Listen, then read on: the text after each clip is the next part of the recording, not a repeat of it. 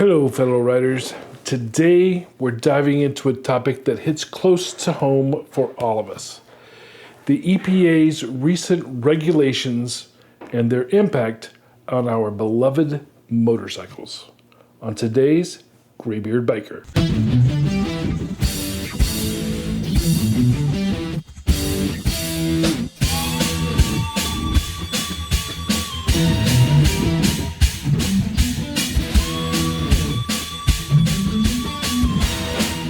You know what makes motorcycling special? It's not just the wind in our hair or the thrill of the open road. It's the freedom to customize our bikes, to make them uniquely our own. From exhaust systems to handlebars, we've turned stock machines into rolling works of art. But now, the EPA wants to slap catalytic converters on our tailpipes, just like they've done to cars. Remember when cars were meant just to be fun things to have, right? They made a cool noise, they harnessed real power, and they made you feel like a badass because you got to be the one right there behind the wheel of it, right? Sure, they say it's about emissions, but some people may think it's about control. That they're encroaching on our right to tinker, to fine-tune, and to express ourselves through our rides under the guise of environmental climate control. And what about that sweet symphony of engine notes? The roar of a V-twin, it's music to our ears. But with mandated catalytic converters, that soundtrack is at risk. Imagine a world where every bike sounds like a muted lawnmower. No more rumble at stoplights. No more thunder echoing as we go through canyons. Our bikes would lose their soul, their character. Is that the price that we pay for cleaner air? I know the first thing that I did when I bought my last two bikes was to take off the stock exhaust and replace it with something that roars. Something that sounds like a Harley Davidson is supposed to sound. So, here are the details of what's going on. On March 20th, 2024, the Environmental Protection Agency, EPA, dropped a bombshell. New emission standards, dubbed multi-pollutant emission standards for model years 2027 and later light-duty and medium-duty vehicles. That's what it's called. Sounds innocent, right? Wrong. These rules aren't just aimed at cars and trucks. They're coming for our bikes too. Now, let's dissect this bureaucratic nightmare, shall we? The EPA claims it's all about clean air, but some people aren't buying it. Sure, we love Mother Nature as much as the next guy, but we also love the freedom to customize and express ourselves through our machines. Now, they want to slap catalytic converters on our exhaust pipes, stripping away our individuality one regulation at a time. Starting from model years 2027 through 2032, they will be phasing in these new standards. What does that mean? How does that translate? Well, get ready for some serious red tape and headaches if you're planning on any mods or upgrades to your bike. They say it's for better air quality and health outcomes, but it feels more like a chokehold on our beloved two-wheelers.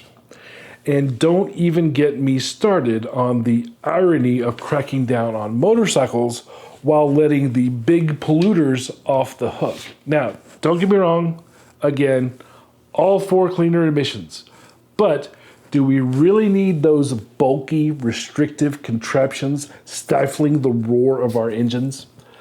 Some manufacturers are already jumping on the bandwagon, but we're not sold on sacrificing performance and sound for a few less emissions.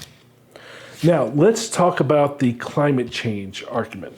Look, again, all for protecting our planet, but motorcycles, we are a tiny blip on the radar. We're not the coal industry or oil tankers. We're not the ones that's causing smog over cities. Now, the racing scene has already felt the EPA's heavy hand. Now they're coming for cruisers, touring bikes, adventure bikes, and cafe racers. It's like swatting a mosquito with a sledgehammer. We're not the problem, folks. Hold it! I want this man arrested! Captain, these men are a criminal violation of the Environmental Protection Act! Yeah, we get it. Clean air is important, but so is the freedom to ride as we please. It seems the motivation for a better environment always has ulterior motives and political motivations that skirt the actual issues. These regulations are like trying to fit a square peg into a round hole. They just don't work for us riders who live for the open road and the wind in our faces.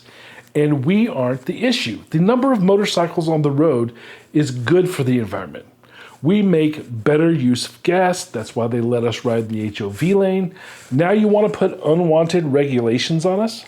Make things more expensive, slower, and quieter? Look, I don't have a Prius. I don't want a Prius. Stop trying to give me a Prius. Ladies and gentlemen, electric cars, they're totally gay. It's true. I don't mean that they're homosexual gay, but I do mean your parents are the chaperone at the dance gay, right? You tuck it in and wear it real high gay. I don't want to disrespect anybody because I'm not about that, but I think we're understanding what we're trying to talk about here, right? I mean, honestly, the Nissan Spit, really? It screams this. Unsurprisingly, the backlash has been fierce.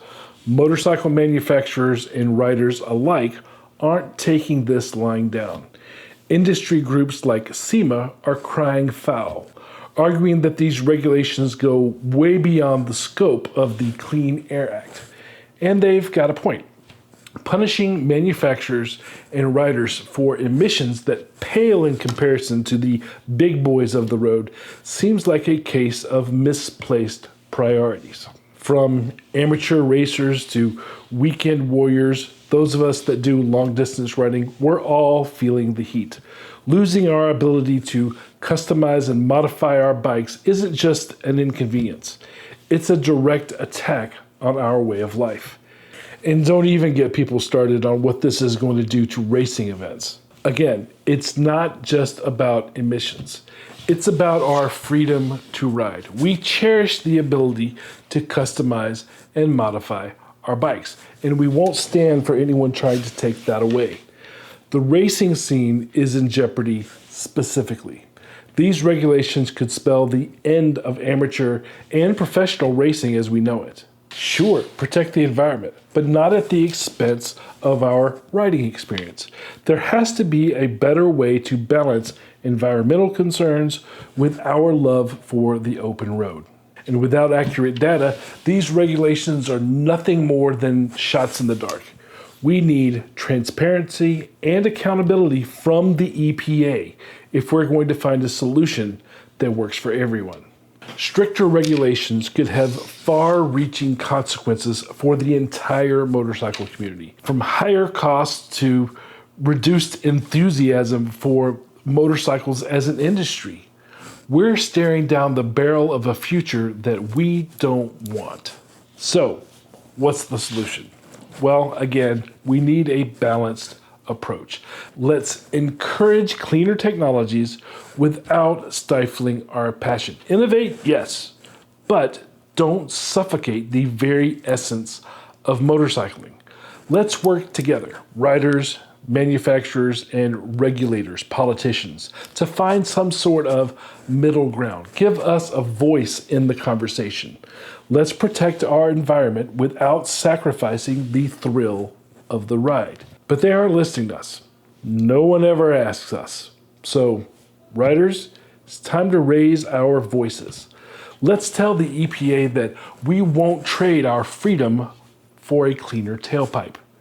Share this video, join the conversation, and keep the spirit of motorcycling alive.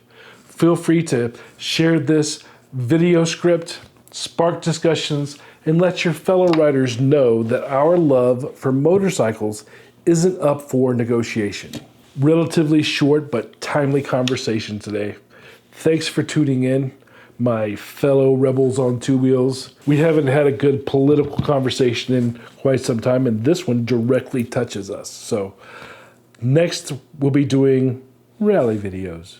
I'm sure there's a rally somewhere I have to go to.